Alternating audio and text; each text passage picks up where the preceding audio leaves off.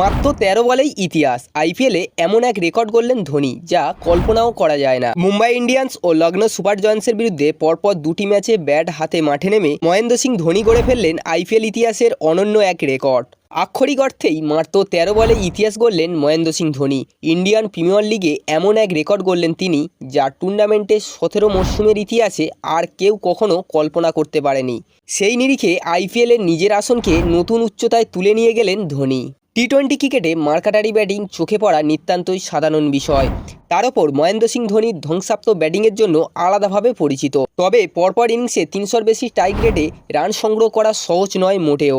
চলতি আইপিএলে সেই কঠিন কাজটি ধোনি অনায়াসে করে দেখালেন। আইপিএলের সার্বিক ইতিহাসে ধোনি একমাত্র ক্রিকেটার যিনি পরপর দুটি ইনিংসে ৩০০-র বেশি স্ট্রাইক রেটে ২০ বা কারও বেশি রান সংগ্রহ করেন। ধোনি শুক্রবার একানা স্টেডিয়ামে লখনৌ সুপার জায়ান্টসের বিরুদ্ধে ৯ বলে ২৮ রান করে অপরাজিত থাকেন। ৩টি ৪ ও ২টি ছক্কায় সাজানো ইনিংসে ধোনি ৩১১.১১ স্ট্রাইক রেটে রান সংগ্রহ করেন। তার ঠিক আগে ওয়াংখেড়ে স্টেডিয়ামে মুম্বাই ইন্ডিয়ান্সের বিরুদ্ধে ধোনি মাত্র ৪ বলে ২০ রান করে অপরাজিত থাকেন। তিনি ৩টি ছক্কা মারেন সেই ম্যাচে। মুম্বাইয়ের বিরুদ্ধে ধোনির স্ট্রাইক রেট ছিল ৫০০।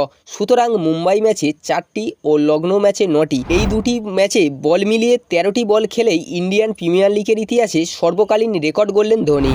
তবে পরপর দুটি ইনিংস এমন নজির গড়তে পারেননি কেউই। ধোনি এক্ষেত্রে বাকিদের থেকে নিজেকে আলাদাভাবে চিহ্নিত করলেন। বন্ধুরা, সূত্র মারফত জানা যাচ্ছে ধোনি এবছর লাস্ট আইপিএল খেলছেন। বন্ধুরা, ধোনির খেলা আপনাদের কেমন লাগে অবশ্যই কমেন্ট করে জানাবেন। ভিডিওটি ভালো লাগলে একটা লাইক দিয়ে দেবেন এবং এই ধরনের ক্রিকেট নিউজ দ্রুত পাওয়ার জন্য চ্যানেলটিকে অবশ্যই সাবস্ক্রাইব করে দেবেন।